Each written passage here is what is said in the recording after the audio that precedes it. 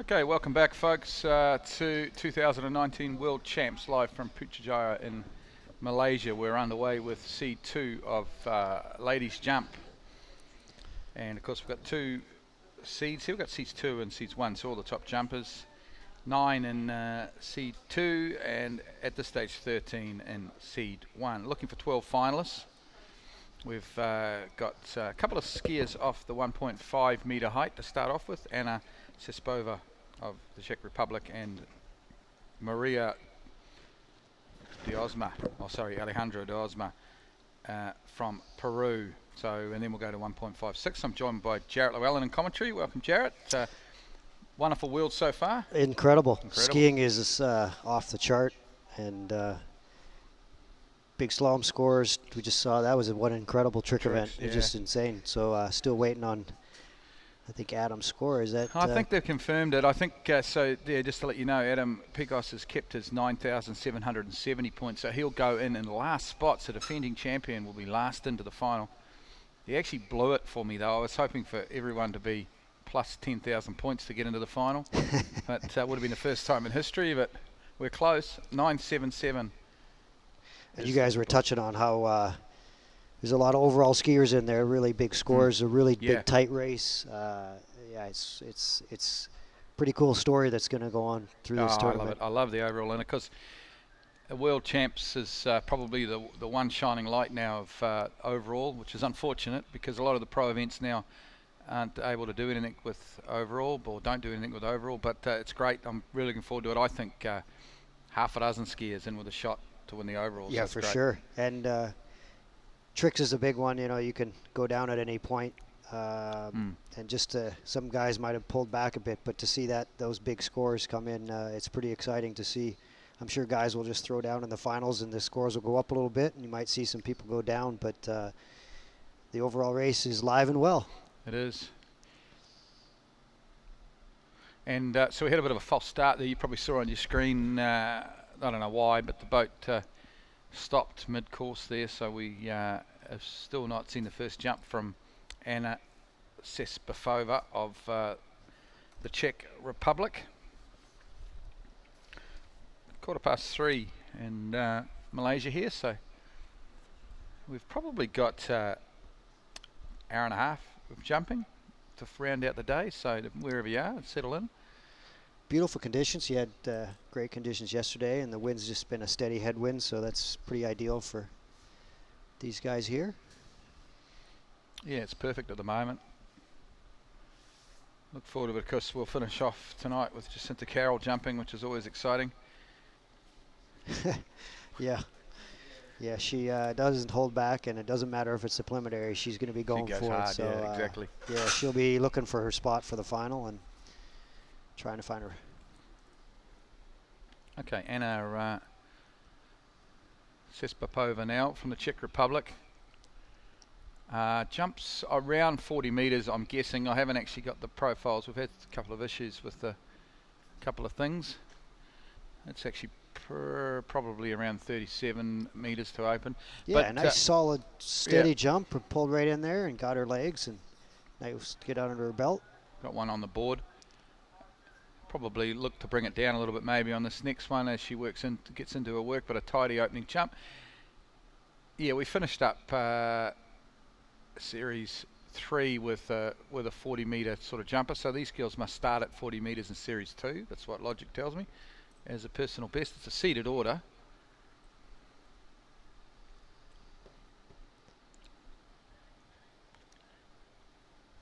Do we get a distance?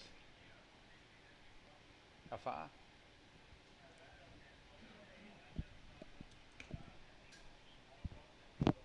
Hey Tom, we need a way of getting those distances, mate. We're not.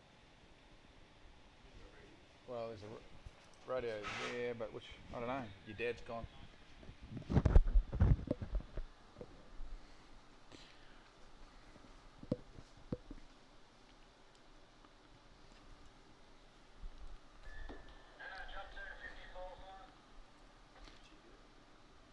Yep. Okay, so we're just sorting a few things out. I didn't actually get a distance yet on that first one. 54 kilometres per hour. I just heard from the boat though, so I know that's how fast the boat's going anyway. That gives me a bit of information. Just turns around the 600-foot ball. Strong pull out. Beautiful conditions, as Jarrett said earlier on, just the lightest of head breezes. Into the ramp she goes. Tidy jump. Really nice jump. About 38 metres if I had to guess. We'll hopefully get her scores through. Yeah, she was definitely carrying some more speed in the turn there, brought it down a little bit, help her in her turn a little bit. You could see her coming in through, went through the wakes a little better, right back onto her right ski, and nice tidy. Need to drive a little bit, but really good steady. 36.4, 36.4.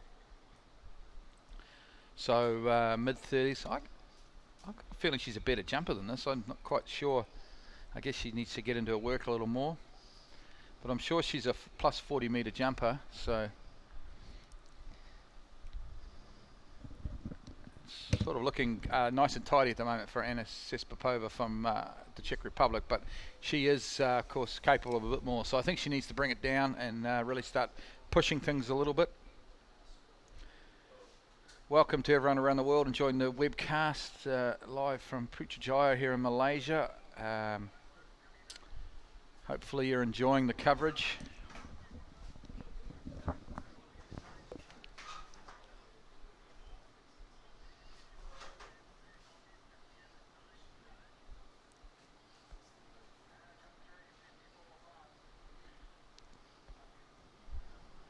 Okay, jump number 3.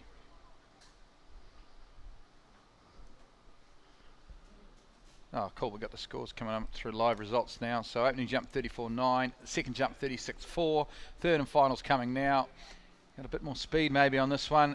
Big kick off the top. That probably going to be a little further.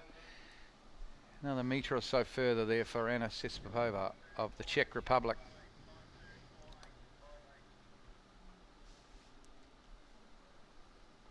Yeah, I think that'll be their farthest jump. Carrying a little more speed. Still a little bit early into the bottom. Probably not going to take on Sadie. Sadie popped one out. That's just an amazing jump that she did the other day. And yeah, so we should run through that. That's the leaderboard from Series 3, which happened a couple of days ago. Sadie Ferguson, of course, the Aussie, 46.5. She's the leader at the moment. Then we had Stanislava Prestova from the Ukraine, 42.1. Alea Hannaford-Young, 37.2. And, of course, our competitor out there at the moment, Anna Sespapova of the Czech Republic, who's currently on 36.4. And then, of course, rounding up the end with 34.9 was Haru Kamiya of Japan. Still waiting on the third jump for Anna Sespapova. Once we get that score through, we'll let you know. 37.8. We got 9 jumpers in this series, and everybody's vying for the 12 spots. 12 spots, yeah. Sadie's definitely set the pace, and I'm sure she's probably going to move on to the final with that. But there'll be everyone will be fighting for that 12th spot. They definitely. Yeah, been interesting to see what the cut is. It's. I'm trying to remember, search my memory banks. I would have thought 46 or 47 metres maybe is a sort of distance for a cut. But we've got really good conditions here at the moment, and there's a bunch of skiers still to come, particularly, you know, full 13 skiers in the seed 1. So, you know, we'll see. Sadie Ferguson's going to wait and see, because she's got into the, I think, last into the women's slalom finals. So we'll see if she can't make it through to the jump final.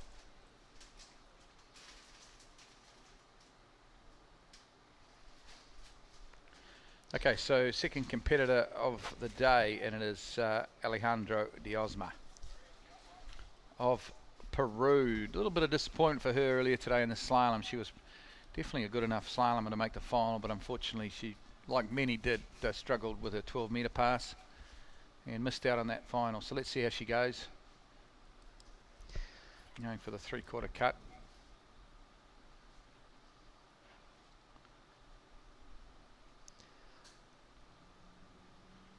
Loads up nicely. Similar jumper to her older brother, Raphael, actually. Very similar. Do the 3/4 cut, but really quite load up quite nicely into the bottom of the ramp. and pretty good ramp work as well. We were just down in her neck of the woods for the Pan Am Games in Peru, and she skied really, really well. And Natalia actually won a gold medal there. So for Peru, that was insane and really Huge. good for water skiing in different countries doing well, and was a very good, really good competition.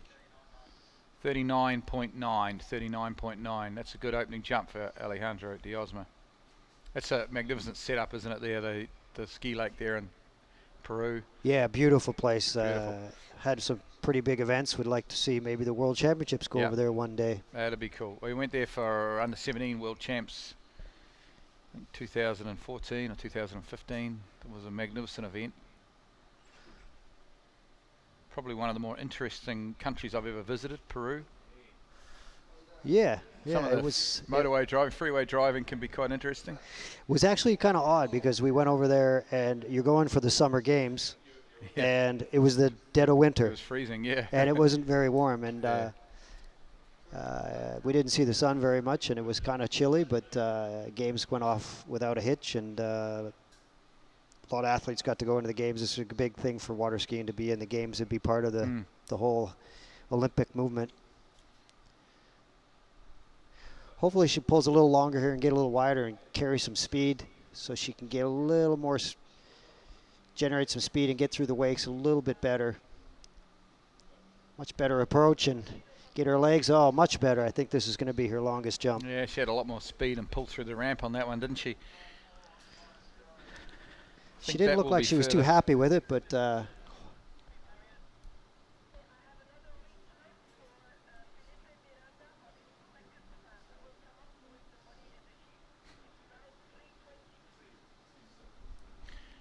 yeah, we just watched the replay there. Loads up pretty nicely into the ramp. She's pretty much getting everything out of that three-quarter cut. She just needs to get a little more width on the boat to be able to generate some more speed. Not a lot left there.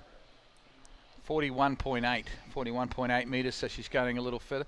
Yeah, it's interesting that both De Aza's, of course, her brother Raphael in the men's jumped 55 meters, I think, yesterday off a what I'd call a reasonably narrow three-quarter. It's interesting that they're both opting to go for the three-quarter cut rather than the double at a World Champs, which is, especially with the headwind blowing, but that's obviously where they're at with their skiing at the moment. And I mean, they're well coached, of course, by Jimmy Seamus, so they've figured out that was the best plan for this tournament. Yeah, just not enough time under the belt, and with the conditions and trying to feel things out, just probably much safer to go with the three-quarter cut.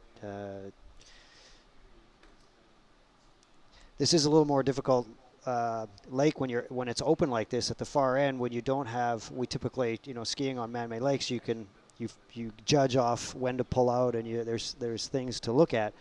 When you pull out and you're just looking at water, sometimes she's only doing the three-quarter cut, but pulling out to the 6 and getting your timing at the right time, sometimes you pull out too early and screws up your whole setup. That's right. Into the ramp she comes. Missing it a bit there, huh? Yeah, I think, she's happy. She had a bit more of that ramp, I think, a bit more speed. Yeah, it's interesting. I often hear it said by skiers, and it doesn't feel great jumping out into the open part of the lake, like cutting now and looking across. I guess as skiers get used to being in narrow lakes, that sort of thing. Actually, maybe she's not happy. Maybe she's disappointed with herself. I'm trying to translate the Latin American hand gestures there. I thought she was happy, but maybe not. We'll wait for the score.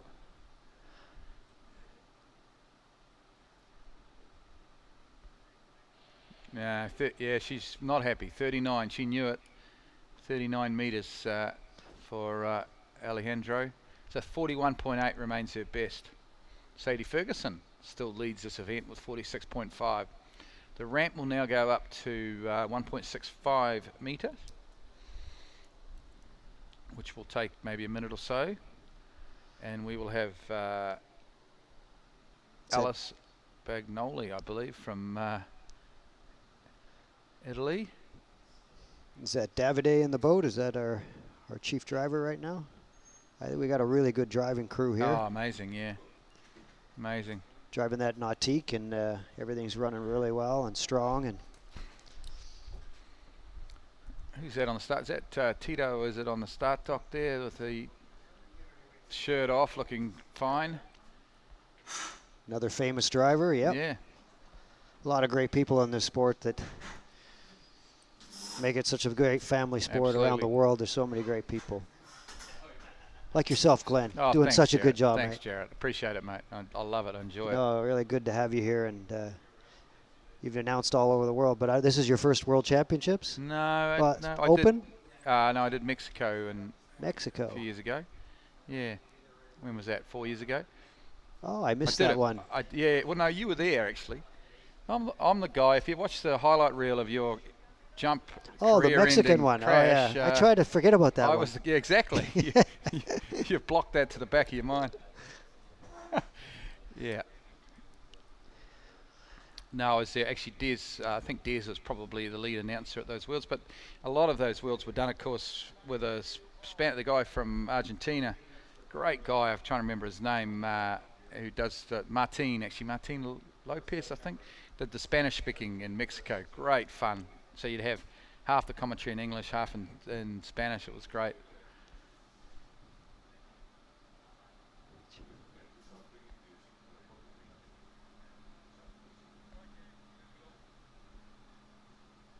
I say ended your jump career, mate, but I know you're back jumping a little bit now, so that's great. Yeah, back at it. Nice to be back out there. Went to Mumbai last year and was sat on the shore, and it was really difficult for me to watch. To not jump. Everybody competing, and so this year I threw back on the trick ski, and you know, it's so funny because I didn't train enough, but standing on the dock, it's so amazing to, no matter how many times you've been on the dock and you think you know, no, you don't know. I mean, the nerves start going, and it's such a rush, and especially here, you know, the World Championships is 2 years. These athletes have been training for so many years to be at this level, and everything's riding on today, and getting into the final is the big thing. And yeah, in a lot of ways, getting into the final's the hardest thing, isn't it? It is. Yeah. Just getting over the nerves. It's just getting through that round, and then you can just let it loose in the finals. But definitely everybody has a hard time sleeping the night before and getting up, and the butterflies in the stomach, and just you hope the conditions are holding out, which they are just absolutely perfect today. Okay, Alice Bagnoli now from Italy, 21 years of age. Let's that one go. The ramp, of course, is up now to 1.65. So it will be there now for the completion of this ladies' jump. Alicia just taking a look there and doing another three-quarter cut. She's a really good she's an overall skier, but solid slalom skier. She moved into the finals in the slalom. Yeah. So taking a little cautious here, just taking a look, and decided to let go on that, and that doesn't affect her. She just has another 2 jumps, so maybe misjudged the wind, probably a little stronger than she thought, so she'll have to bring it down. So there's the picture of the magnificent tower here at Putrajaya. We're in the very top floor there at the moment, and it would have to be the greatest judges' tower in world water skiing, I would think. Oh, for sure. It is pretty amazing. This whole city is just absolutely gorgeous. You go around, and the people are so nice. Absolutely. I've had such a good time here, and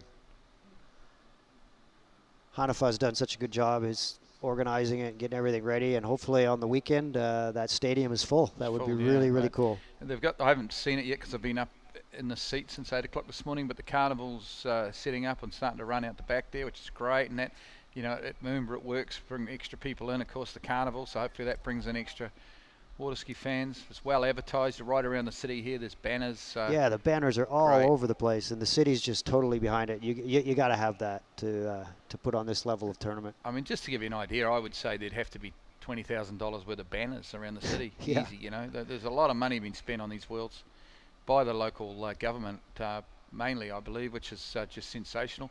Okay. A little better setup here. Yeah, this is better, and past the first, but this looks good. It's back a little on a lift, but solid jump. Right around that, close to 40, I think. Just right on that 40-meter mark for Alice Bagnoli. Yep, right spot, just a little tight coming into the bottom, and like you said, missing the lift there because she's just not relaxing the turn. Probably needs to be a little wider, a little more speed. Good drive here. Just missing it, but pretty decent. At least she got that under her belt, and she can open it up a bit on this third one.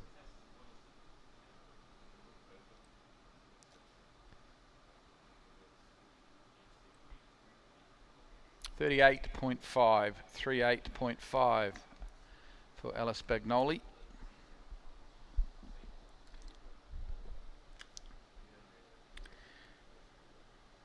So just going back to that trick elimination round, there's understand there's we've got our finalists, but it's never quite done because they've got the half hour afterwards to review the sheets. There's a couple of guys have asked for reviews on time. I'm not going to mention names or anything, but so it's not an absolute done deal yet.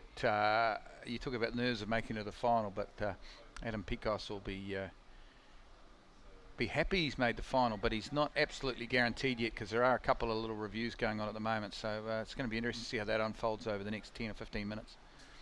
Yeah, keeping everybody honest. Everybody makes mistakes, and they got to go and review, and everybody's going to be fighting. They're not going to give up for that last spot. Everybody wants to move on. It means a lot to people, obviously, to make the final.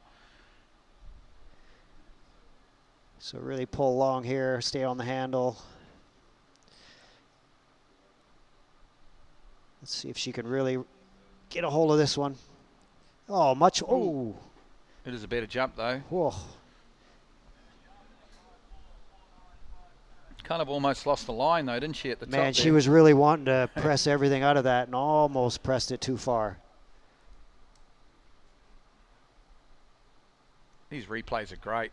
Thanks very much to Worldwide Waterskiers for the webcast. It's great to see the slow-mo. Good dig here. She just leans into it and pushes the handle down, which is really good, but almost presses out over the top there. And then almost backs off too much on the landing, but probably still be her biggest jump, but she probably lost 10 feet there.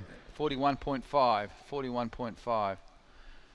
Okay, this is a pretty cool moment for New Zealand and myself. This is Tony Atkinson. She skis quite a bit at my lake, Jarrett. She's great. One of those sort of, I don't know how to describe it, kind of working class journeyman type skiers that was never going to be a professional skier or anything, but she stuck with it. A lot of times, a lot of multiple winner of our national champs sort of thing, but has not been in a lot of world championships in a day. I think one under 21 worlds at Lake Hancock is the sole sum of her career. She slalom pretty well. She got a equal PB of 3 at 12, which in the end wasn't all that far off the final. You know, it was 3 boys off making the final, 2 1/4 boys. And she jumps actually her strongest event. She can jump a little bit over 40 metres, so we look forward to that.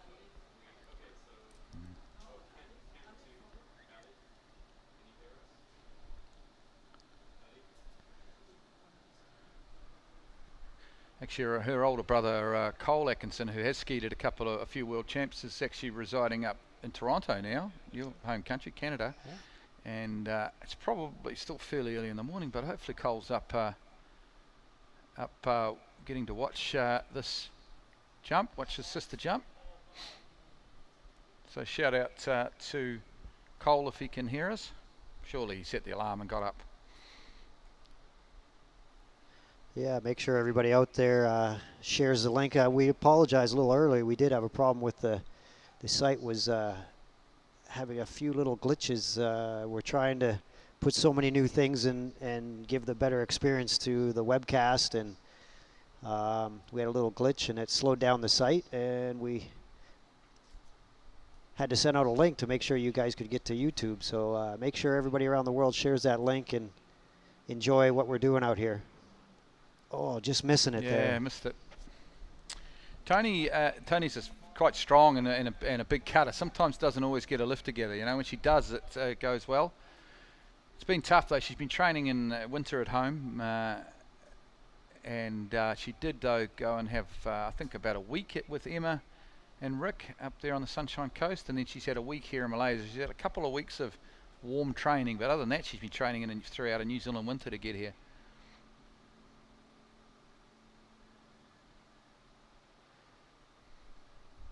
Yeah, Australia has produced some incredible skiers, and you guys have always been super strong at the jump event. 35.7. just standing up a little bit early into the bottom there. Not too bad of a cut on the opener, but just standing a little tall, and it just ate her up on the ramp. And see if she can correct that.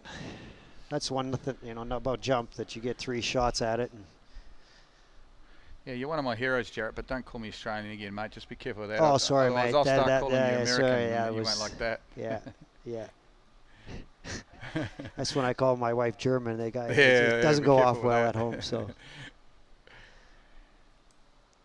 Okay, well, I mean, it's an opening score of 35-7, but Tony's not going to be happy with that.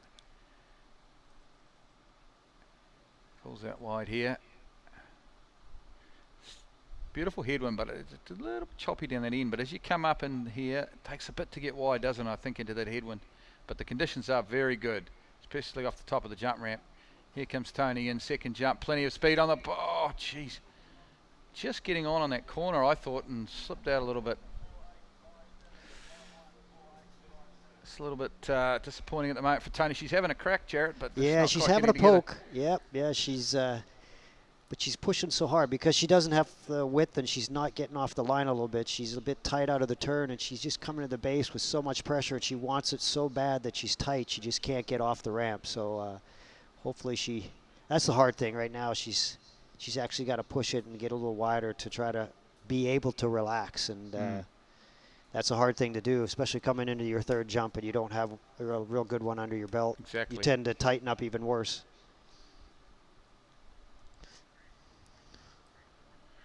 Yeah, it's 34 metres.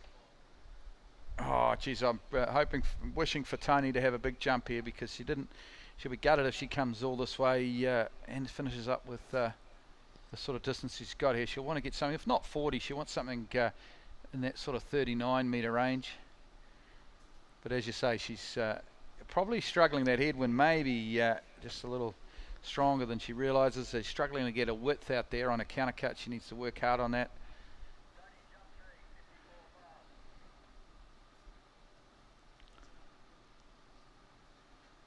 There we go. Tony Atkinson, jump number 3, has 35.7 so far to her name. Pulls out wide here. Pretty good time in there. Yeah, she's looking to be a bit more aggressive. I think that's a better pull out there, Jarrett. Looks to be a little wider maybe. Waiting here. Makes her turn. She needs to drive all the way into the bottom of the ramp, and she does. Oh, still missed a kick. It probably will be further though. I don't think she's going to be super happy, Tony. That's. She looked like she was pretty close to the corner there. Yeah. Tried to leave it as late as possible from where she was cutting. Good, decent cut there. Lean in a little bit. Oh, yeah, right on the corner. Yeah, that's a shame. 35.6 on that one, so 35.7. I mean, she didn't leave anything out there. She went for it, went hard, but just really wasn't a jump set right from the get-go that was what she was looking for, I don't think.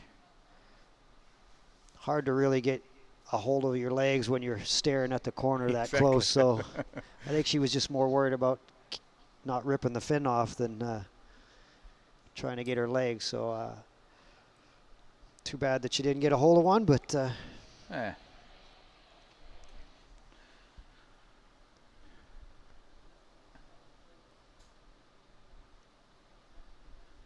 Okay, so we're going to Great Britain now, and Eleanor Benjamin.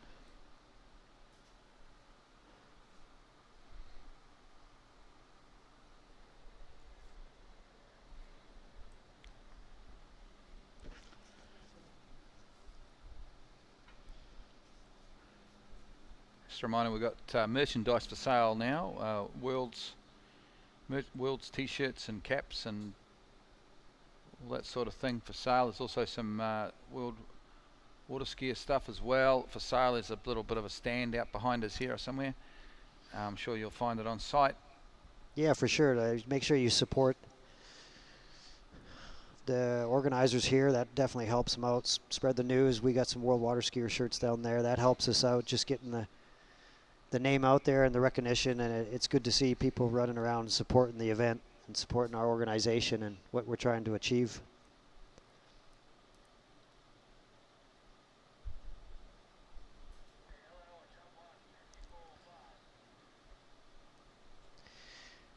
You can also go online on World Water Skiers, and we have a store there, and you can pick your color or whatever is not on site, and we have some hoodies and all kinds of stuff. So make sure you go on and check that out. And anybody that wants anything else, send us a note. We always trying to expand and make things better, and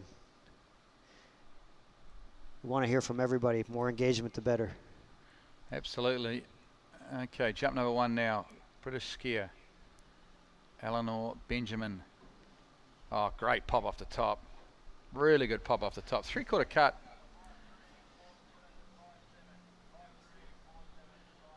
Really solid style there. That's really good Yeah. to see. I'm just wondering, Adam, why did Sadie be so early in the series? Is that? She jumped off 5 foot maybe, but then. Oh yeah. But why? Yeah, but she's still a junior. That's But true. I don't understand why she couldn't have jumped in this series. When you look at, we had 2 5-foot jumpers at the start, 1.5 meter jumpers at the start.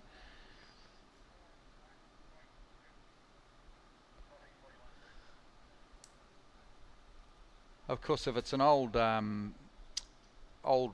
ranking list, or a slightly older ranking list that they're using for the Worlds, then she's improving fast. In the junior rankings, so maybe her jump score that's is true. That's not true. quite up there. Yeah, she had an incredible under 21 Worlds, and yeah, exactly. yeah, she's a fierce competitor coming on. Incredible overall skier. I mean, 12 months ago, her best was about 40 meters, Okay. 41 meters. Now it's 46.5. So she's moving fast, and she's the junior world jump champion, Sadie, and she's got another junior worlds. So she's got junior worlds in 12 months time. Yeah, some of these young to kids that defend are the coming title, through, it's just amazing. Like Neely Ross and some of these Anna, they're like, they've been around for so long, but they're still kids. You forget. Absolutely, yeah.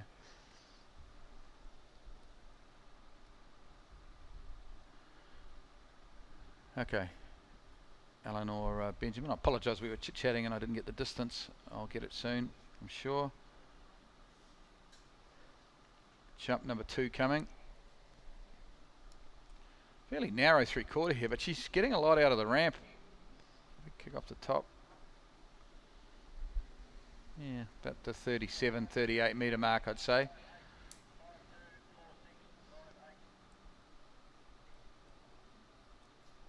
Really textbook as far as, when you're teaching someone to pull out. She's standing on her skis really well. Nice, steady cut and builds and goes harder into the base of the ramp, and that really supports you in the air. But she's definitely going to have to go to the next level and get some speed, start doing some doubles. And absolutely. Okay, so jump 1 was 41.2, so that's really good jumping for young Eleanor. 41.2. I don't know whether the next one was further or not. We'll have to wait and see.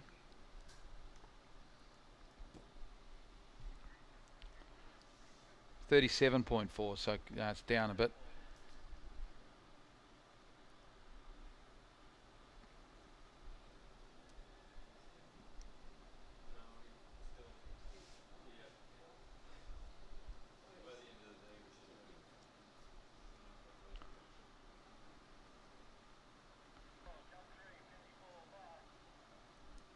So jump number 3 coming up for Eleanor Benjamin from Great Britain. I'm sure her family and friends are at home watching in England.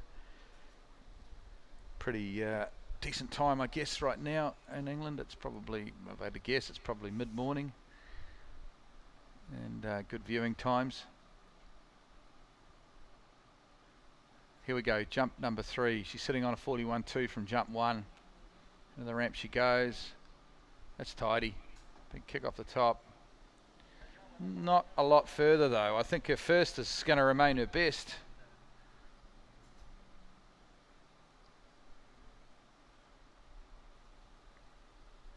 yeah, trying to carry a little more speed into there. She sitting back on her heels a little bit because she's running out of speed, but she had a little bit of a snowplow, so she tried to push it a little bit, but still she's getting everything out of the ramp.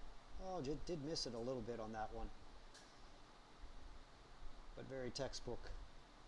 Safe. That's how you want to teach your kids how to jump.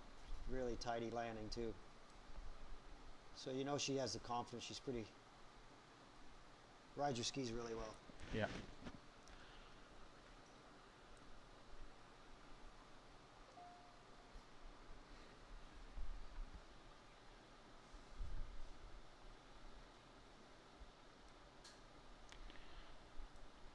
Okay, so 37.5 was Eleanor's last jump, so open at 41.2 is by far her best jump. Interesting sort of a jump set. We go now to our next competitor, who is, of course, from the Czech Republic. It is Katarina Siskova. Young lady.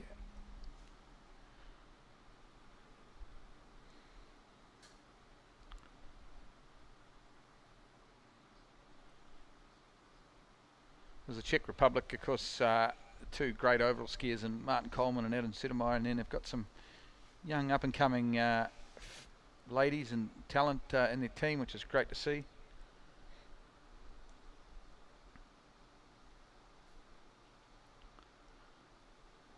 So it's a beautiful backdrop there, Putrajaya. It's magnificent scenery.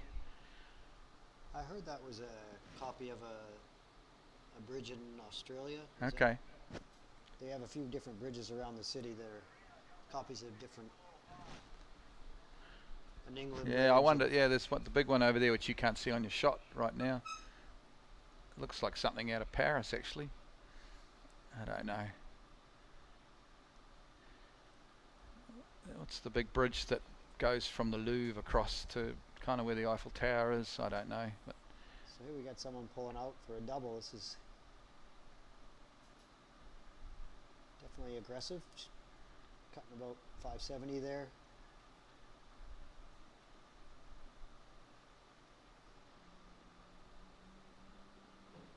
oh, geez, right on that bottom corner again. Pretty aggressive though. Yeah, on the glide you can see that she's pulling in on her arm a little bit, just leaning a little bit out of the turn, just not committing to the countercut in the setup. She probably just wanted to feel it out on the first one. Not too bad. Yeah, it wasn't bad. Up a bit, but she's going to have to bring it down and relax in the turn. Probably wasn't a bad spot to hit on the corner either. I thought on the replay it looked better when I first saw it. I thought it looked kind of close, but that wasn't too bad. We'll get the distance through. Czech Republic athlete Katarina Siskova. 38.4. 38.4. So for the viewers at home, people don't know much about jumps. There's you'll see when the skier comes down and pulls out on the left side, as the setup is, there's a 500 and a 600 and a 700 foot buoy that's distance away from the ramp, and that's our setup buoys. And she cut just past the 600. She went about 580 there, so we'll see if she brings it down. I mean, that's really critical on the setup. Even this pull out, this is what we were talking about earlier, is you don't want to pull out too early and then the wind get a hold of you. So she want to get up here and take a little bit of speed here, which that was pretty good. She did bring it down a little bit. Hopefully she pulls along here and maintains some speed. Still running out of speed, but you see how she gets a hold of this. Oh. Good recovery. Whoa. Yeah, she got out of that well, because it looked like she was in trouble going out the front there. Kind of heading to that corner, and then she lets off right at the bottom. Oh, geez, big upper body crash. Yeah, you can see her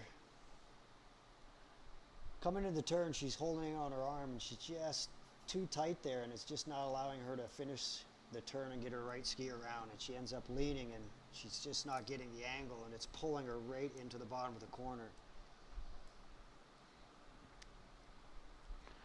Yeah, she recovered from that, boy. It's yeah, shake well that done. one off and 37.5. 37.5, so 38.4 remains her best. She's currently sitting in sixth spot, of course. Sadie Ferguson's still well out in front. Still 16 skiers to come in this women's jump, so 12 make the final. So we're getting close to the point where we're starting to say that Sadie Ferguson's a good chance of making the final. She's probably a good chance of making the final anyway, but we'll be interested to see.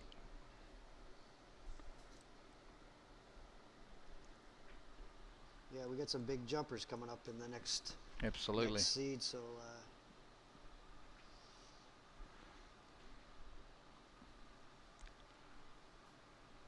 brought it down even a little more. See if she can get to relaxing in this turn. See, still holding tight. Oh, that's better. Not quite square, but a lot safer jump. Yeah, I think that'll be pretty close to 40 metres. But probably not quite as much as she was looking for. I guess the problem with the strong headwind is the jumpers want it, and it's great, but the sort of the lower seeds of the jumpers sometimes get caught out just not cutting, maybe not late enough, or maybe not hard enough, or cutting long enough to get the width, and you can get caught out, can't you? It's pretty easy to end up too early on your approach and stuff like that into a headwind. For sure, that's what we get talk about, being dialed in and knowing where to go, and if you have the confidence, and when the wind's strong, you know how much to bring it down, and that takes a lot of time and a lot of time on the skis to be able to pick the right spot. And oh well, we go to Canada now, and of course it's Paige Rennie, Jarrett, solid 3-event skier, of course. How's Team Canada going so far? Tracking okay so far in these Worlds? Yeah, really well. So there's a lot of skiers. Got a big group here. Team's doing well. And Paige had a really, really good, she's an up-and-comer, really solid 3-event skier. Had a little problem in tricks at the under-21 Worlds. She was probably a favorite to definitely podium, maybe win the event, and it's unfortunate that's the one hard thing about tricks when you go for it. And man, when you fall on tricks, you're out. You're out of the overall race. Yeah. So Paige is definitely our future.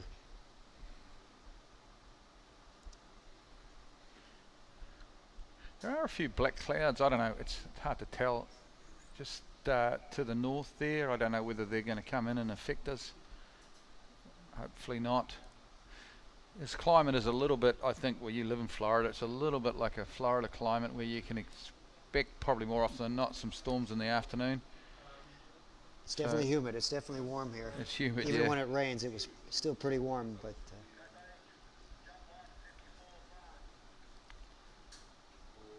yeah, so Paige unfortunately just missed out on that slalom final today. She was getting one of those scores. I think she got, from memory, she got 4, I think. Or was it 4.5 at 12? So she's just really only one boy off making the final, so it's disappointing. So let's see what she can do here in the jump event.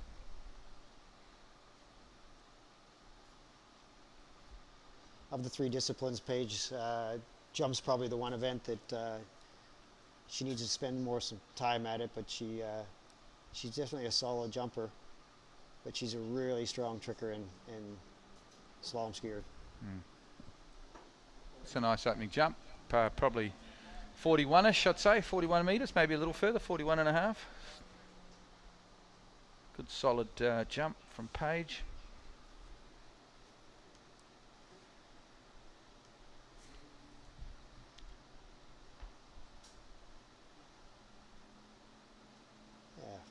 Really nice jump, square off the top, getting everything out of it. Maybe a little bit early, but that's really good to get under her belt, build the confidence. Yeah, 40.9, so 40.9. Opening jump for Paige.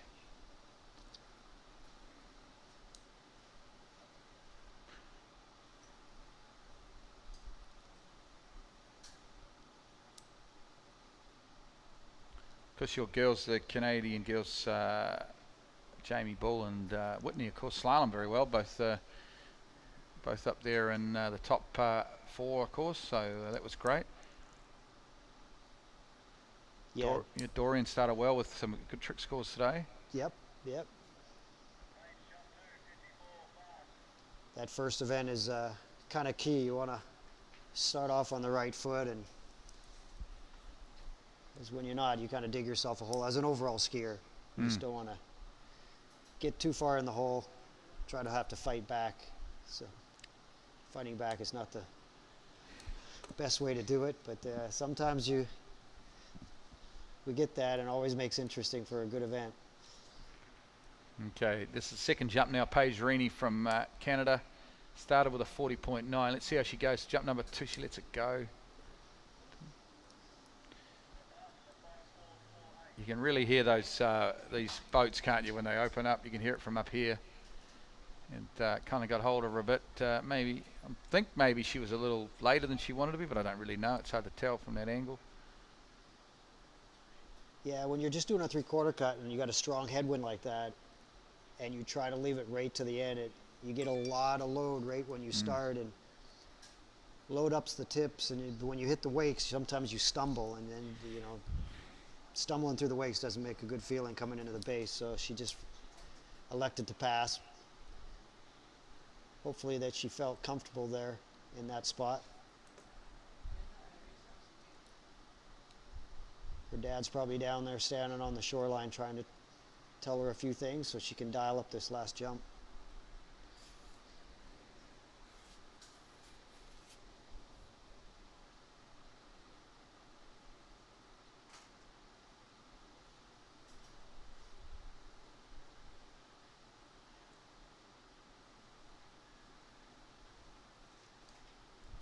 A lot of pressure on these athletes for their, not only skiing for themselves, but also skiing for their team. And absolutely.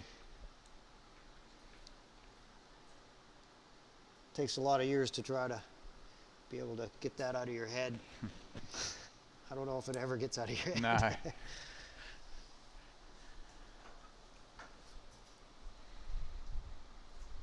Okay, so Paige Rennie now, jump number 3. She's got 40.9 as her best so far. That was jump number 1. She passed on jump number 2. This is the third, of course. Looking to get a little bit more off this Putrajaya jump ramp. Makes her turn for the ramp. Heading in there now. Good speed, reasonable lift off the top. Good float, good push forward. Similar though, I think, to her opening jump around that 41 metre mark. Yeah, she had a little more speed. Pretty good cut into the base, but I think she misses it on the ramp, just leaning on that left ski, meaning that she probably just didn't get the right ski around and get it in front of her into the base. And 41.2, so slightly more. She's gained a little bit.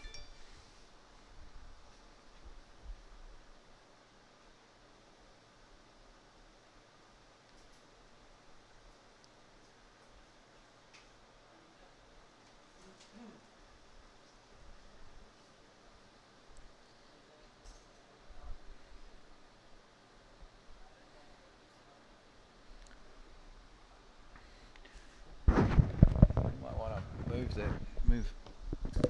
Yeah. I've had a couple of texts saying you're quite quiet. Okay, Charlotte Wharton now out of Great Britain. Former Junior World Jump Champion. Actually, she won the Junior World Jump title back in Australia, and that was 2012 at Moala. Jumped a little over, or right around 40 metres actually. I remember I was there commentating that. It was quite a strong headwind at the time for the girls. But it was a good victory for her.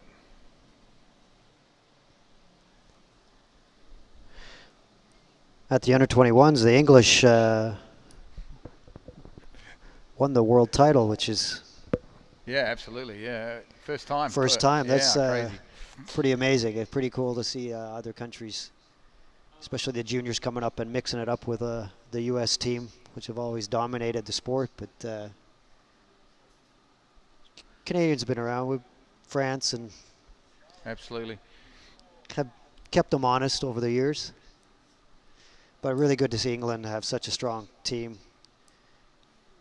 Well, good overall skiers too, you know, with particularly Joel Poland and Rob Hazelwood, the solid 3 event yeah, skiers. Joel just skied off his head at the under-21s. It was an incredible event to see. He started out, he's already doing really well already, Dave. Really good trick round. Yeah, so. he's had a good start, you're right. Okay, Charlotte Wharton now, jump number 1. Good strong edge into the bottom, big kick off the top. Yep, solid jump around sort of 42 metres, I would say, 42 and a half if I had to guess. Yeah, another 3/4 cut. One-handed turn though. Some people do a two-handed turn or a one-handed turn. Good edge into the bottom. Just sitting back a little bit on the base. Probably trying to stay on the hand a little longer and get freer in the turn would allow her to get her legs a little better. But decent opener. Yeah, I'm not sure what Charlotte's up to now. She did, I think she went to college in the US, maybe, was it Lafayette or Monroe or something like that, but she must have just about graduated by now.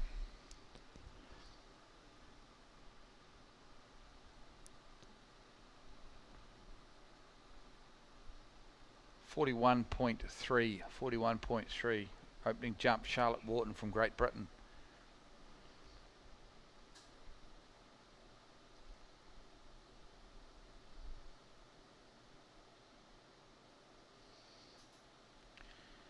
So interesting, our next skier is listed as Emma Brunel, but from France, but in both tricks and slalom she wasn't on the dock, so I'm thinking the odds are she won't be on the dock for jump as well. In fact, I'm starting to suspect she's not even in Malaysia, but fortunately communication, it's one thing I'm not getting is who's actually in the country, and it's interesting. So this may be our last skier in Series 2. We might be going on to Series 1 jump.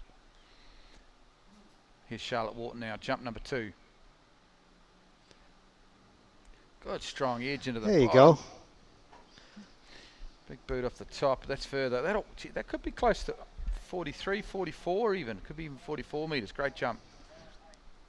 First jumper that's really looked like she could threaten Sadie Ferguson's lead at the moment, which is of course at 46.5. Yeah, really good dig into the bottom here, and she definitely gets her legs a lot squarer off the top of the ramp. Still missing it a little bit, but definitely going to be her longest jump.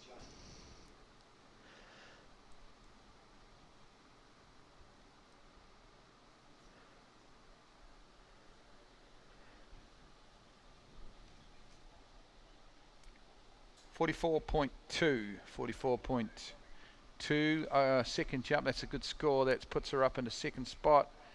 Sadie Ferguson, of course, still leading with 46.5. Kind of interesting there. I just read at the end of that replay, I saw that she lets, well, I've seen some people, when they land, they let go with they hang on with the outside hand, which is actually the opposite hand of what you hang on to. But she actually, as she was landing, let go really early and was hanging on with her left hand, which is, I never really saw that before. But yeah, that's a little different, I guess. So 44.2 so far for Great Britain, Charlotte Wharton. Third jump to come. Remember, the lead is still with Sadie Ferguson at 46.5. I'm starting to think Sadie Ferguson's going to make the final now. She's running out of skiers that can knock her out. Oh, a little better. She was going through the turn on her toes, which means she had a little more speed. Oh, yeah. Oh, there you go. Ooh, I'm not sure that it's actually further, though. It looked like it was going to be further off the top of the ramp. I'm going to call that's a little further, but she definitely had some speed there. Yeah. You could watch for the... Stays on the handle here. Gliding a little more on your toes. Allows her to finish the turn. 42.5, so 44.2. So here she lets go with that other hand. That's what I was like. That's really early. That's interesting. But it makes for, gets rid of the slack, as it allows her to stand up and ski away from it. Was that farther?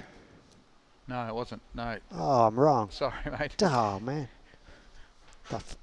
44.2 is her best. I think that was 42.5, so 44.2 is her best, yeah. Oh, there you go. Emma Brunel is here. She's jumping. So she's good on her. She let me down in the slalom and tricks by not being there, but she's here for jumping. That's the main event, so good on her. Congratulations. She looks pumped up too. She's got the speed suit on. She's almost doing the kind of Bruce Neville leave from the dock there, sitting down, getting the big spray of water in her face. So it's great to see.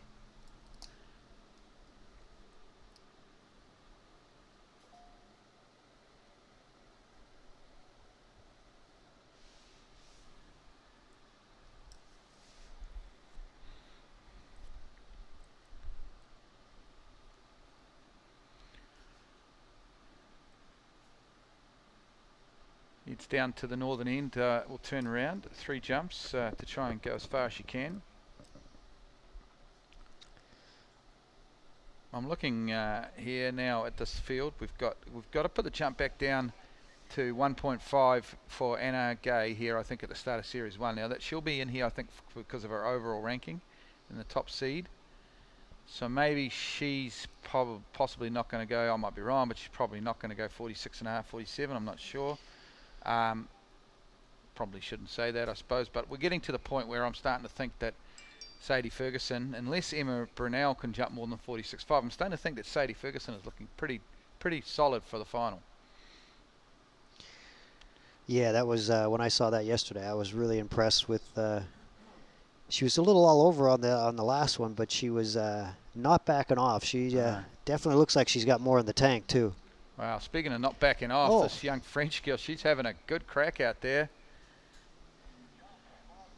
A lot of speed, kind of line drives that jump a little bit, but it's still going to be up over 40.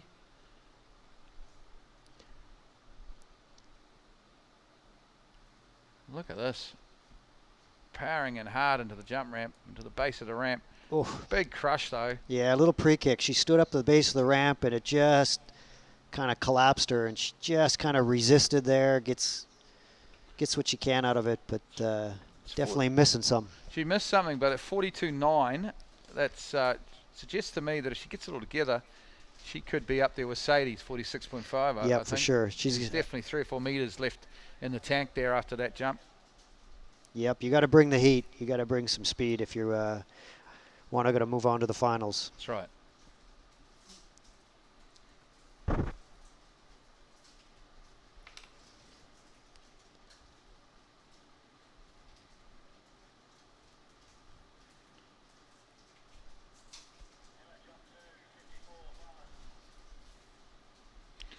Guess she saved all that energy from the other events, and she's going to have a rip here. Obviously jumps her favourite event.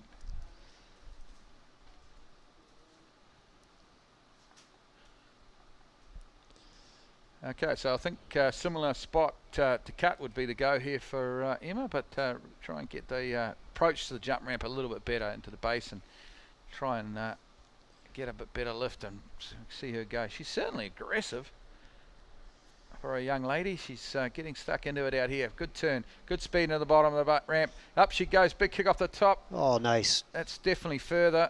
That will be 45 maybe. It's getting close, 44 to 45 meters I'm picking. Yeah, we're definitely the first one to come up, have some good speed in the glide. Gets her skis around nice. Really good drive into the base and really gets a hold of it here. Stay down through the ramp and just... Yeah. Little back in the air. She's still got some more left in the tank, so 44.9. 44.9. So that puts her in second there. Yeah, in second.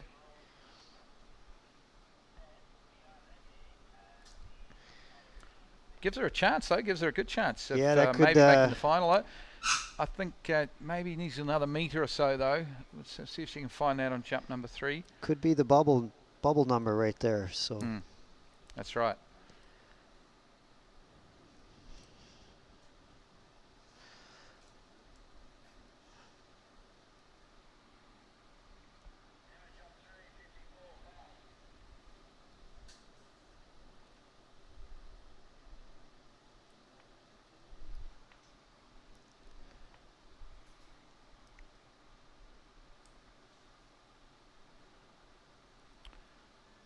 So third and final now. Young lady from France. She's got 44.9 so far. Looks like she could go 46, 47. And she'll look to try and get that together here. Definitely brought it down. A little more aggressive. We'll see. Yeah, she's quite aggressive actually. This young lady from France. Enjoying this jump set. Into the ramp she goes. Big kick off the top. Might have got another half a meter there. I think that will be I think that'll be 45.5 to maybe 46, so it's a good jump. Yeah, definitely a better turn. I didn't like how she went through the wakes there. She kind of popped up because she kind of fell in the hole, which kind of sucks speed out of you, but she definitely got a hold of that. had some speed and definitely had some more lift off the ramp. I think that's definitely farther. And this could be, all the girls remaining might be the number that is what they're going to have to chase. Yeah, I think you did right. So the ramp's going to go back down to 5 foot, 1.5 for Anna Gay. But we're waiting on the score for Emma Brunel because it looked like a good one to me. I thought actually Anna Gay was jumping 5.5 at the Pan Ams, but oh no, sorry, she didn't go there. I guess not. But I thought she had moved it up. But she is a solid jumper. She's 3-event skier. It's amazing how well her tricks are with Anna and Paige, and that group is just so tight. There's just like women's tricks. Yeah, they're beating the guys. Yeah, I know. Yeah, and just Anna, Neely, Erica, probably your top three, but there's nothing between them. When and Natalia just tricked 99 at the Pan Am, so like there's just that group that's all up at the 10,000 range. It's just incredible. I don't think we've got a distance for this third jump, Jarrett, which is interesting. I don't know if nobody's telling us, but or if it just didn't happen, because it looked further to me. David, look at the score on that last one. Did you get a jump?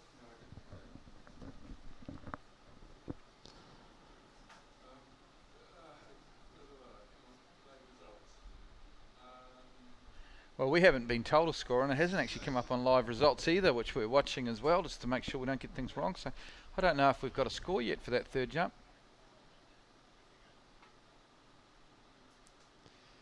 I think I did just hear something.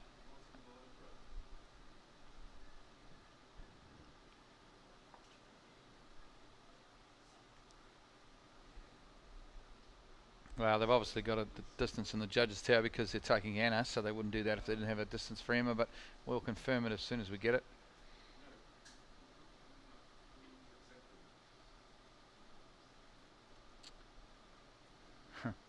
Well, that's wrong.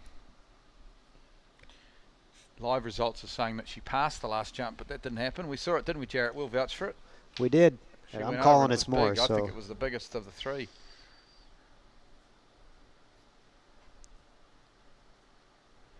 I'm sure we'll make sure that that jump counts. We'll find it.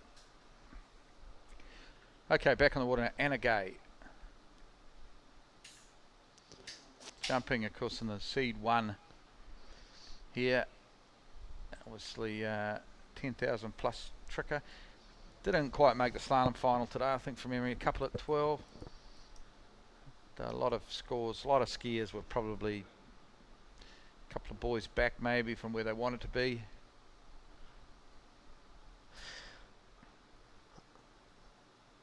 I think it's pretty cool that Anna does all 3 events, that Russell was a tricker, but yeah. I've never spent the time in the boat. I'd like to see Russell coach some jumping, but but tricks is really the base of all the events. If it really teaches you how to be centered on your ski, which is good for all your events. So you know, a lot of kids, when you coaching them early, you want to spend a lot of times on the trick ski, and tricks is so hard, but a lot of people don't want to put the time and the effort into tricks. But it does help all your events. Yeah, absolutely. And not everyone can be a Jarrett Llewellyn or a Thanks, a guy like that, you know, a top tricker. But I tell you what, you can teach a kid balance by learning, even if they can get to sort of 4,000 or 5,000 points in tricks. It's amazing how that can teach a kid who doesn't have a lot of balance or coordination possibly to be a good slalom and jumper. Yeah, taking a little conservative there right before the 600. Yeah. Little windy. Yeah, I misjudged that a little bit, but just having a look. Okay, so we have got a score, so that's a pass obviously for Anna, but we've got a score, a third jump for Emma Brunel, 44.9, which is exactly the same as jump number 2. Which I was off again. Yeah. I thought it might have been half a metre to a metre further, but obviously not. Similar score. So 44.9 puts her in second spot. So if our running order's right, if every skier's on the dock, we have 12 skiers left to go off after Anna. And so we're getting real close to knowing what the bubble or the cut's going to be. Yeah, Anna definitely misjudged that a little bit. I think she wanted to take a little conservative, but the wind's pretty strong, and she cut actually before the 600 football, which actually would be a place probably where the men, at 35 miles an hour, 57ers are going to cut. So, and that made her hang out there a little too long. She run out a lot of speed, and probably would have been easier for her to do a 3/4 cut, but she'll probably make a big adjustment here. She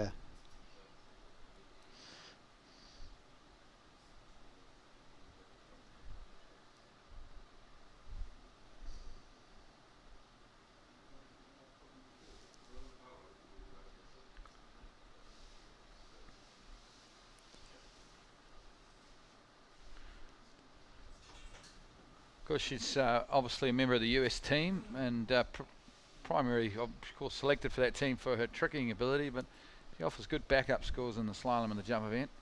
Yeah, much better setup here. Gets her skis around.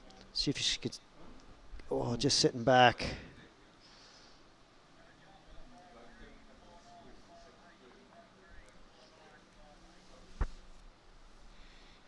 Just sitting on her heels a little bit, popped up through the wakes. Drived in okay, but just sitting back, being a little conservative. You just gotta, when the wind's that strong, you definitely got to attack it. Yeah, you got to attack those headwinds. So far, not been the greatest of jump sets for Anna. She'll be after a slalom this morning and a jump so far tonight. She'll be looking forward to the trick starting, I'm sure.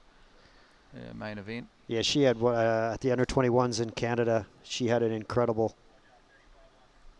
3-event round. Just every event was bang on, and she ended up winning the overall title. So she's definitely capable of knocking one out of the park here. 35.1 opening jump for Anna Gay.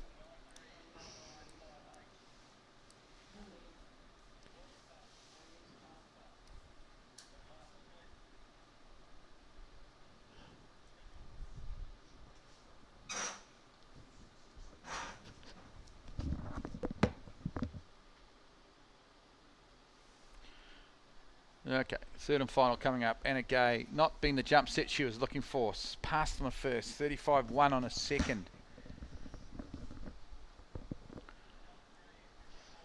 Pulls out strong on that Nautique towboat.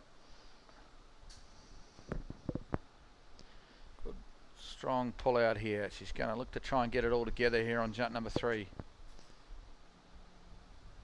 Plenty of speed into the bottom. Oh, better there kick we off go. the top. That's much better. Should be up around 40 meters, I think, on that jump. Much better. Kind of came off the handle a little bit earlier on the glide, still sitting back, but got her skis around, held nice direction, went through the wakes really good. Solid on the ramp.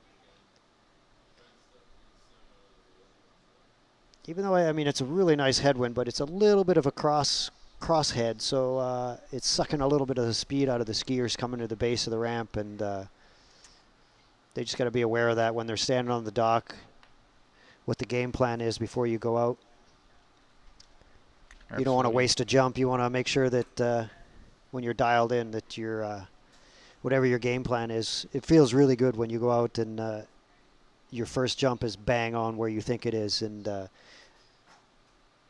allows you to attack the next 2 jumps. Yeah, so we're still waiting on that third and final distance. Here it comes, 39.7 for Anna. She'll be reasonably happy with that, I think, 39.7. Okay, so the ramp is going up back to 1.65. We have, of course, one of the world's best water skiers, woman anyway, Whitney McLintock, Rennie. Now, she probably should be seated a little higher than this, Jarrett, but I think she kind of took a bit of a break, didn't she, for maybe a few months last year from jump. Didn't do a lot of jump tournaments, if I can remember rightly, and maybe her ranking just slipped a little bit. She had a few injuries and trying to take some time off, lost her rating, and backed off from jumping a little bit to let those injuries heal back up. As an overall skier, you're always juggling events and trying to keep the body healthy, but sometimes you just got to take a break.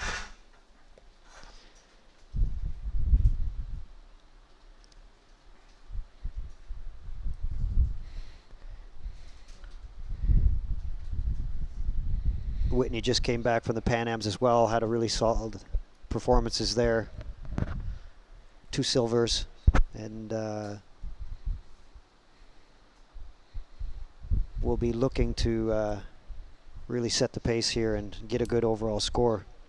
Absolutely. And of course she'll be looking to definitely be on the podium in overall, and you know, she's always a chance of course winning overalls. She's such a solid 3-event skier. Yeah, back in 09, she won 3 out of the 4 medals. So amazing, yeah. Yeah, she's definitely wants to go back and be on the podium for overalls. It's been one of her goals. She's already on pace with her slalom score. She knows. I mean, she pulled up a little bit at 5-ball, but in the finals, she doesn't back going, off. Yeah. She'll run that sucker.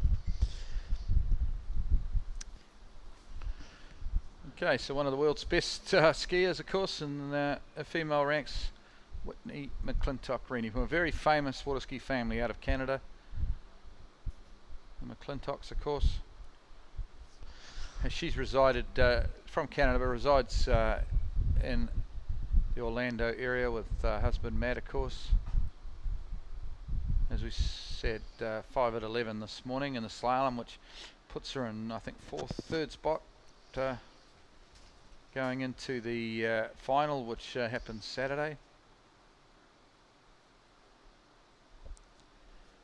So we now know what the cut is going to be. So if she was to jump more than 46.5, which is the score that Sadie Ferguson has, that would get her automatically into the final. So that 46.5 of Sadie's is the cut, and I've got a feeling, and we'll wait and see, I've got a feeling that Sadie will get into this final, and because it's a pretty decent jump, 46.5, and there's 12 jumpers, you know, and the potential for one of them maybe to not go quite as well as they'd like, we'll have to wait and see. So here comes Whitney McLintock now, jump number 1, pulls out wide on the Nautic towboat.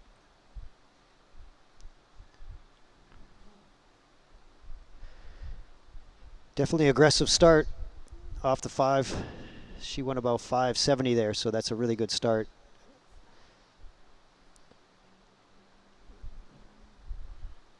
That's great, and I almost think she sat back a little bit just because it was her first jump. It's kind of like just get one on the board, don't do anything silly, because I don't know, Jarrett, you know way more about jumping than me, but it kind of looked like one she could have booted a bit better actually. Yeah, really good setup here, good speed, free of the line, got her skis around, maybe a little bit early in the bottom and just sat back, and definitely a lot left there. If she could just do everything the same and just move it down the lake and just finish her turn maybe 5 feet later and just be able to drive through the base, she's going to get the score that she's looking for to move to the next round.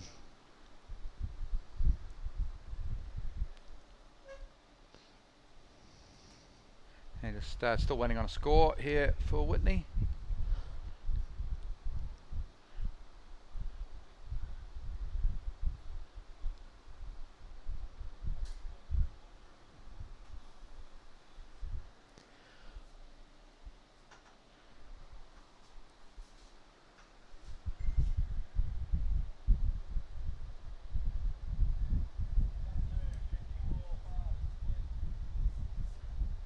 So her first jump there is 43.3.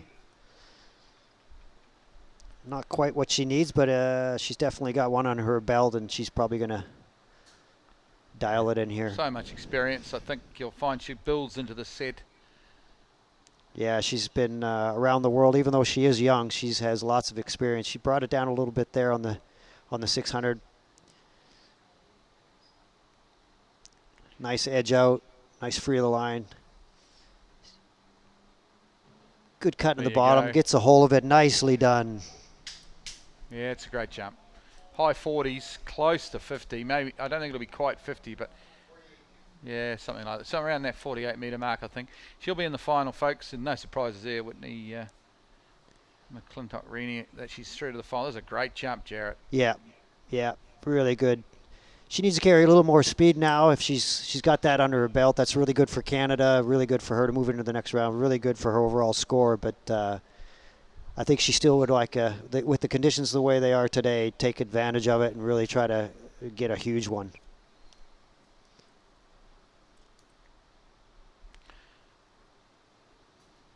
Absolutely. She's still got a lot left in the tank, I think. She's just working in. Very experienced jump set this.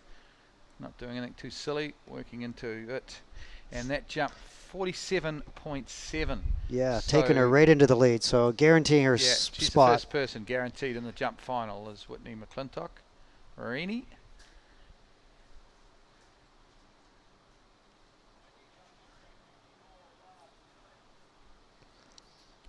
And I've got a feeling she'll go further on this third one too, Jared. I think she's getting dialed in. Yeah, she's been out here for a few days, and conditions are definitely ideal.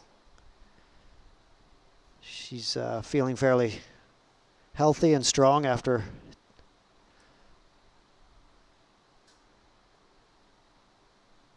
Here she goes, nice and wide, very well balanced on her skis. She pulls out strongly here.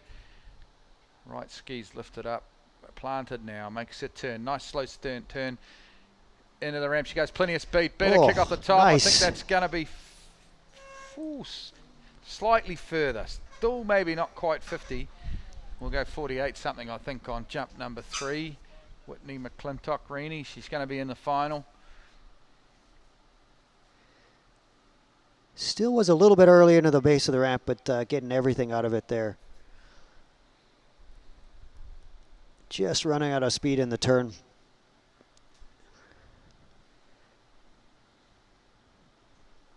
Solid though. She did the job she wanted. She's got herself in the final. Yeah, really smart set. Yeah. Just kept building on each jump, and that's a really good feeling going into the finals, that you feel like you're in the right spot. And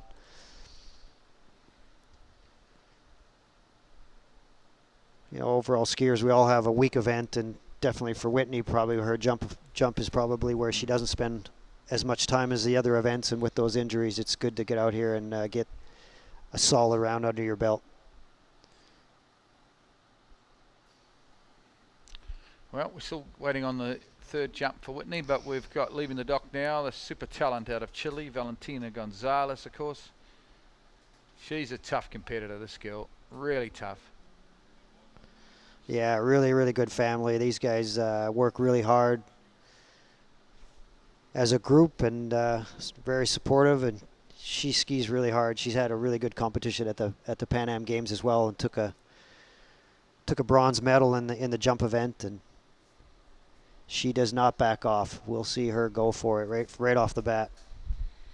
Interesting. Whitney's third jump score comes through 46.9. Actually wasn't quite as far as her second jump, so 47.7 gets her into the final.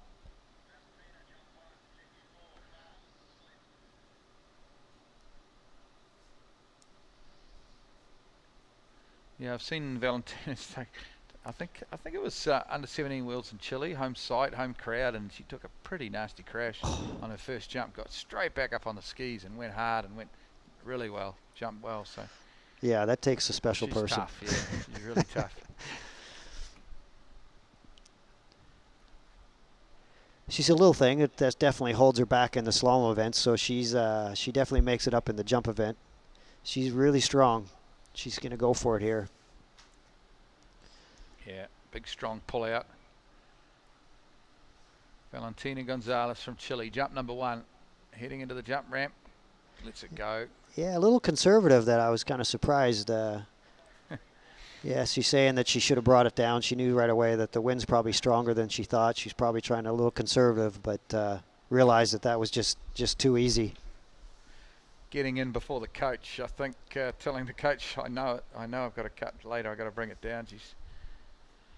That's pretty much the universal sign. Just Yeah. bring it down. That's all I ever tell my kids. Bring it down.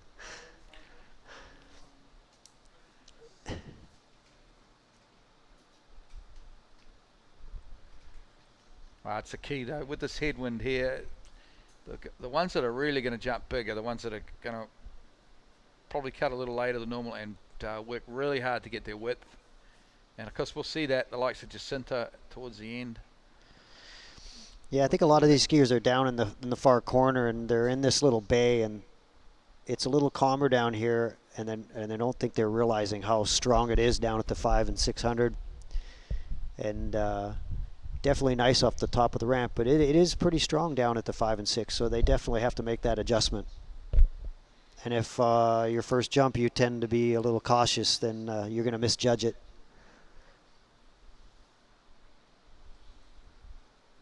Pretty excited, Jared. That red boat we're looking at towing this jump event, it's off to New Zealand at the end of these World Champs, so it's good. We're going to have that. Did I hear there's some? Well, the Wrights were going to have an event last year. They didn't having one this year. No, I don't know. I want to go back there. Yeah, I know you want to go back. Just I didn't really so much fun going down there. Skiers didn't get the entries they were looking for. Here's Valentina Gonzalez. Jump number 2. Much better setup. Oh, just a line drive there. Just missing it on the ramp. Just probably a safety crush there. Yeah, right in the mid-40s, I think, around that 45-meter mark. Stumbled a little bit on the counter. Not too bad of a turn. Just breaking forward and wanting to attack the ramp, but she needs to drive through the ramp to try to get her legs.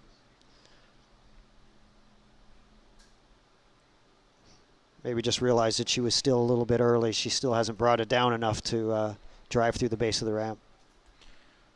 Yeah, it'd be interesting to see. I don't know that it's going to be enough to get her into the final. I think she's going to leave it to the last. Yeah, a lot of pressure here, leaving it to the last jump. But she's definitely capable of doing it.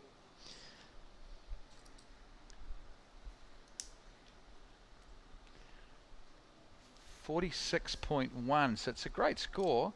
But as I said, still not through to the final yet. May well end up being enough 46.1 to make the final, but at this stage it's not enough. And possibly... That's actually farther than I thought it was going to be. Yeah. That's decent. That means she's got some speed. Well, that shows the line drive, doesn't it? She had the speed.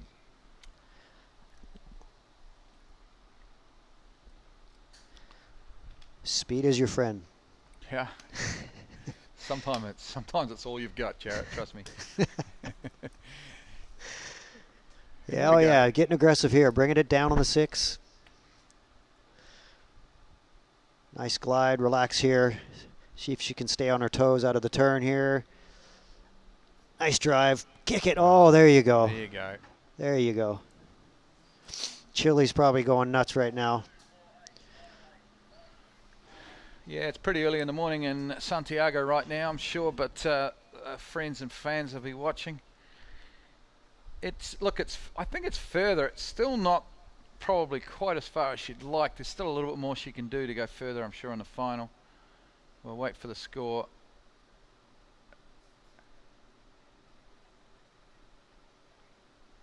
.46.3, so actually isn't enough to get ahead of Sadie Ferguson. So I think that provisionally means Sadie Ferguson has made her way into the jump final. Yep. Congratulations to the Australian team, and of course that young superstar Sadie Ferguson into the women's jump final.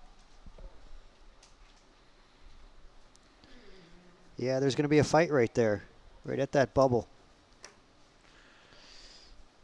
Yeah, so it actually, there it is, 46.3 for Valentina Gonzalez. Look, it may still prove to be enough for her to get through to the final, but she's going to have a bit of a nervous wait now. I think Brooke Baldwin's our next competitor. Brooke Baldwin out of Florida, of course, USA. Another great overall skier. Yeah, she's here skiing as an independent. I think skiing, slalom and jump. I'm not sure about tricks. We'll find out of tomorrow. her 3 events, probably her slalom is the strongest. Yeah. She's got an incredible style, and I mean, just a youngster too, just coming on so strong.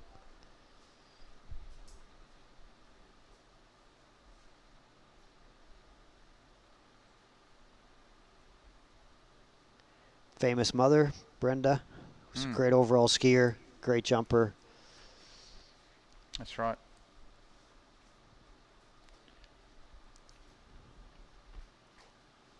First lady to jump 50 metres. That's right. Brenda Baldwin. It's amazing how the families in the sport all around the world that once you get the bug, it's so good. Absolutely. Spend some time with your kids in the boat and. Oh, it's the greatest family sport, really is.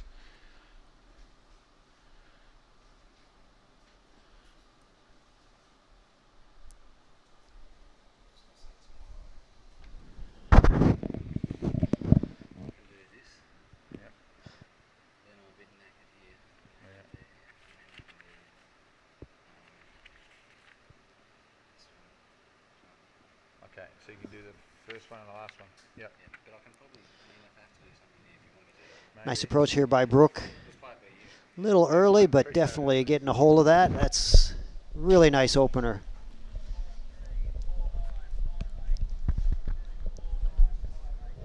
Glenn, she did another kind of a conservative pull-out three-quarter cut, but definitely milked everything off the top of the ramp there, and that'll set her up well for the next jump.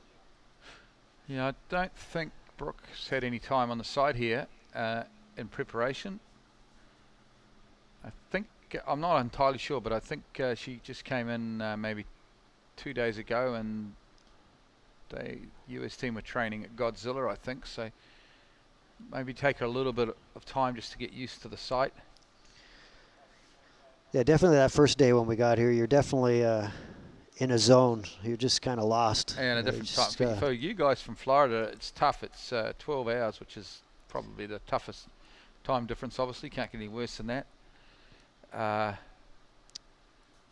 had it suggested to me once by somebody that 23 hours is worse than 12, but it's actually not. That's a pretty stupid thing to say, because 23 hours is also only 1 hour time difference. But 12 hours is pretty tough for you guys from Florida, so I can get it. It's kind of like Kiwis going, I think, probably going to England, which is very tough.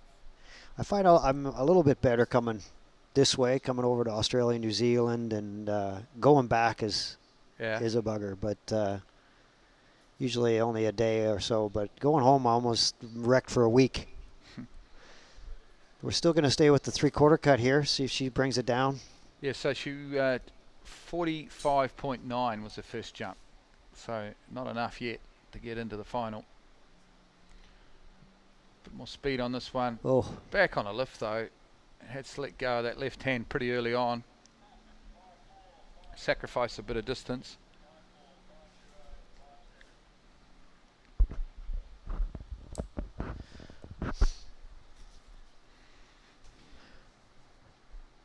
Yeah, three-quarter cuts are nice. They usually pretty consistent, but when you try to really push a three-quarter cut and try to get too much out of a three-quarter cut, you just end up coming in so tight and pushing so hard that you miss your lift. So she definitely needs to, maybe if she's going to stay with the three-quarter cut, is pull a little longer and try to get a little more speed on her glide.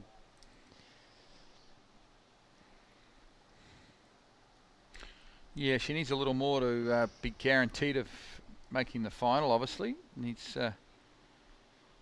what's the bubble now? Valentina Gonzalez, I guess, is a bubble now at 46.3. So Brooke's sitting on a 45.9, so she's close.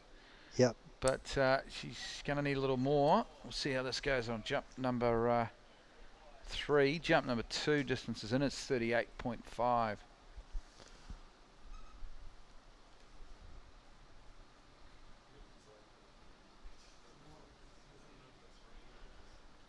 So the jumpers get to pick their own, they bring their own rope, and it's got to be in the right tolerance, a 75-foot line. And then the skier also has the option of where the boat is put in the course. If the skier wants a split or a wide split or a narrow split. So that comes into a play at sites like this if you're trying to really drive into the base of the ramp here. Oh, there you go. There you go.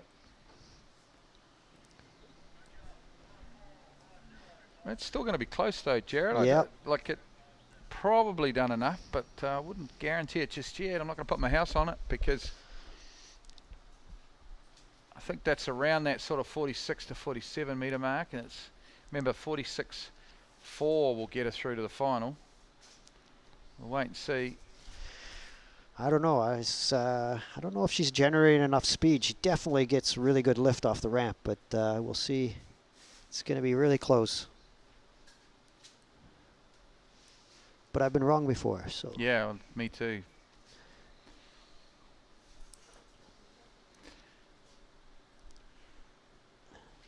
.45.8, so that's interesting. So first one, 45.9 is at best. So Valentina Gonzalez is now into the jump final. Congratulations to her from Chile.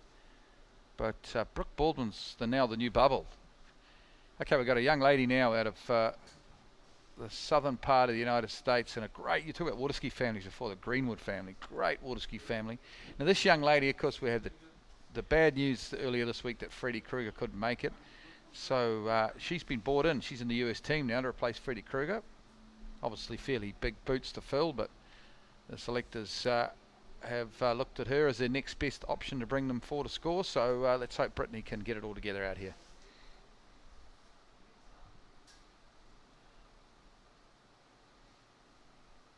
Yeah, such a sweet little girl, but when she gets on the water, she means business. So great family, like you said. Doing so much for the sport. They're putting on tournaments, and whole family just loves it.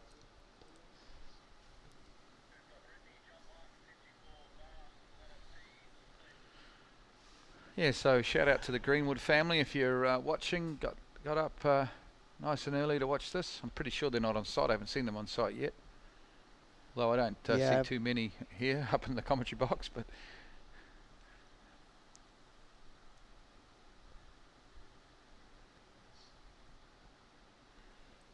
looks like she's going to go for the full double cut. Trains a lot with Mark Lane. Fairly solid jumper over the years. Mark's been on the tour for many, many years, and super coach.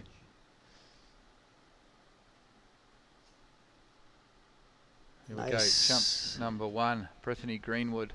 Into the ramp she goes. Oh, nice form through the wakes, I thought. It's got pulled up a little bit on the ramp, though. Not a huge distance, I don't think. Somewhere around sort of 42, maybe 43 meters. We'll have to wait and see. Yeah, really good setup here. Just running out of speed a little bit. Pretty typical on your first jump, but really solid, like you said. Landing right on her right ski, driving into the base. Probably just a bit early, standing up before the ramp and just missing it and just having to do a line drive there. But, you know, even though she's young, she's pretty confident on the jump skis. She'll bring it down. I think I heard a score of 42.1, but I'll have to confirm that. The sky is looking pretty blue over there.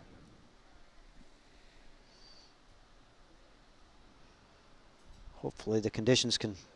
We don't have a lot of skiers left, so always nice to keep all the conditions the same for everybody. That 42.5, so 139 feet.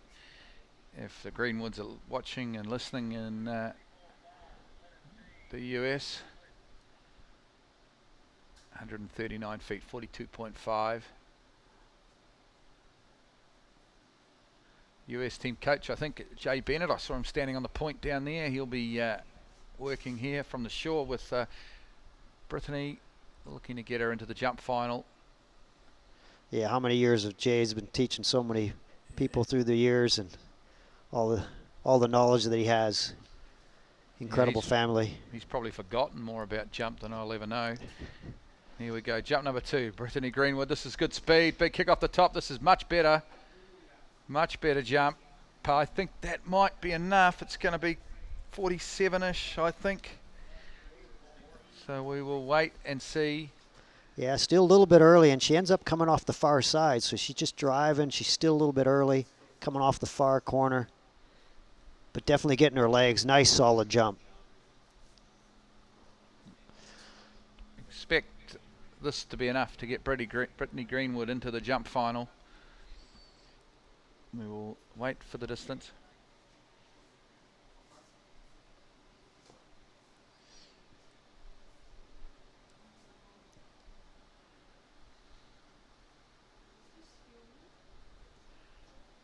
Still haven't heard anything. Oh, there we go. 47.8. 47.8. Brittany Greenwood is into the jump final. So that's puts good her news. into the lead. No, yeah. Good news for the US. Taking out top spot. She's got a lot left in the tank too. So.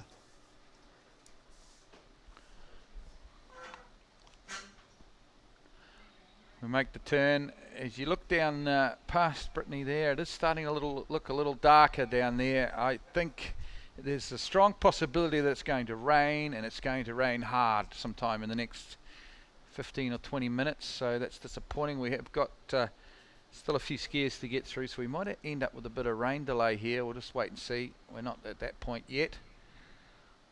Here comes Brittany Greenwood. Just trips a little. Yep. On a counter cut. This is third and final.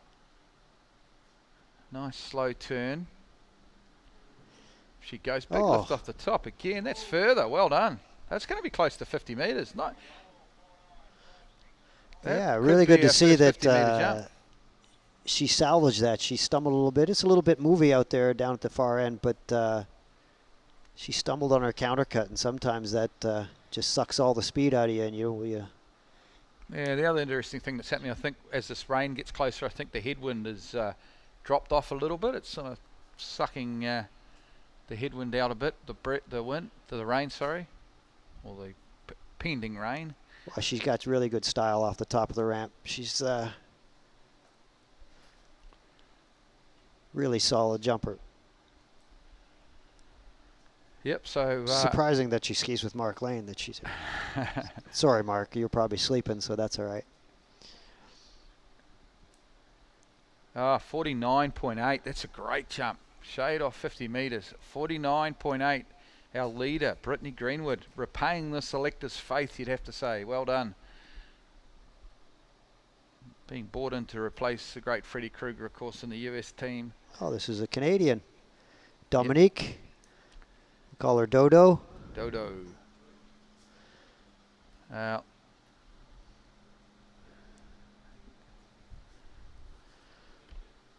It's only a matter of time before we get this rain, folks, but we hope we can get through as many skiers as possible. I mean, there's a chance it could miss us, I suppose. It's never here till it's here. Those flags right there are flapping the wrong way, so it's not always a good feeling going down the lake. See that the conditions are... I think that, yeah, the rain is pushing the wind ahead of it right now. Yeah, it's getting pretty nasty down there. You can see the white caps. I think Dominique right now will be hoping this rain hits, actually, because I think that she's probably thinking, I hope the judges call this at some point. Yeah, exactly, because right now she's got a fairly strong tail breeze. Not at the jump ramp itself, but on a counter cut, we've got a white capping tail crosswind. It looks like they're going to continue. So it's pretty nasty at the moment out there, as you can see. Really nasty, in fact. It will get better as she gets closer to the ramp, but it's not really what we're looking for. No, they've stopped. Yeah, that's a good call. That was a smart choice. I think we're all hoping and wishing that they'd stop the boat. I didn't want to be the guy to say it. Man, I was just sitting here biting my... yeah, exactly. You did well, Jarrett. Oh... I didn't want to be the guy either that said that she shouldn't be jumping, but that's a smart decision. So I think Waterski fans around the world, as you can see, it is about to rain, and I think it's going to rain fairly hard, and I would say it'll probably be around for at least 15, 20 minutes. So we will keep you updated, but I would say we're going to have a bit of a rain delay here in the middle of the Seed 1 of women's jump. So we'll probably take a break, run a few ads. I will try and keep you informed as to where we're at. Yeah, spend some time, poke around the World Water Skiers website and Tom, can you run some ads, mate? Look at the foundation and all the missions and all the things that we're trying to accomplish, and we want to hear from you. Let us know your thoughts and any ideas. We're building it out, and we need help from everybody, so stay tuned.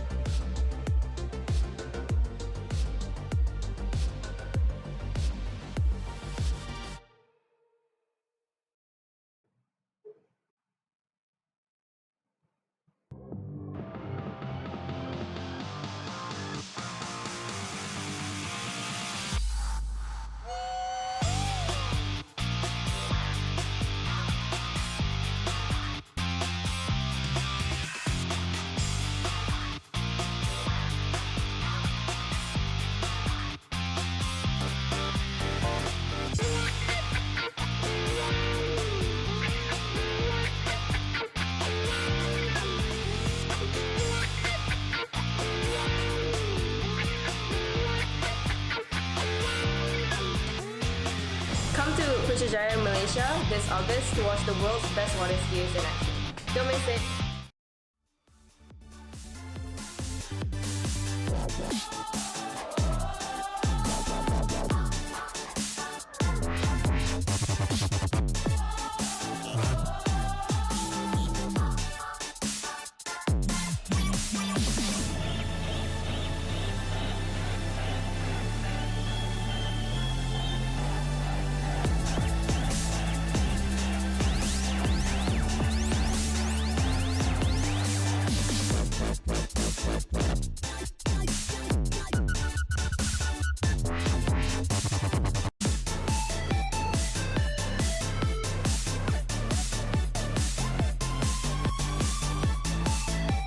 Watch the best water skiers in the world compete at the 2019 World Waterski Championships in Putrajaya, Malaysia.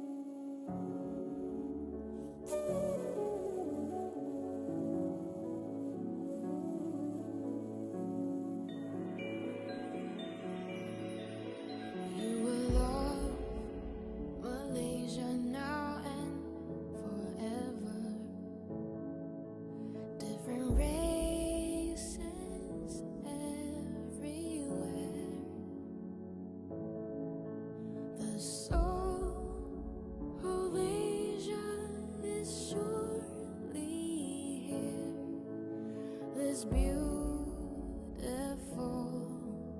Malaysia.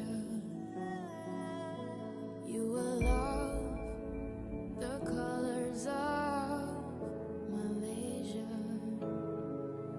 where the sun loves to shine on sandy beaches and clear waters, with smiles on friendly faces. This land is beautiful, it steals your heart away. This land is paradise, only a smile away. The soul of Asia, the essence of Asia. In this land where dreams come true, Malaysia.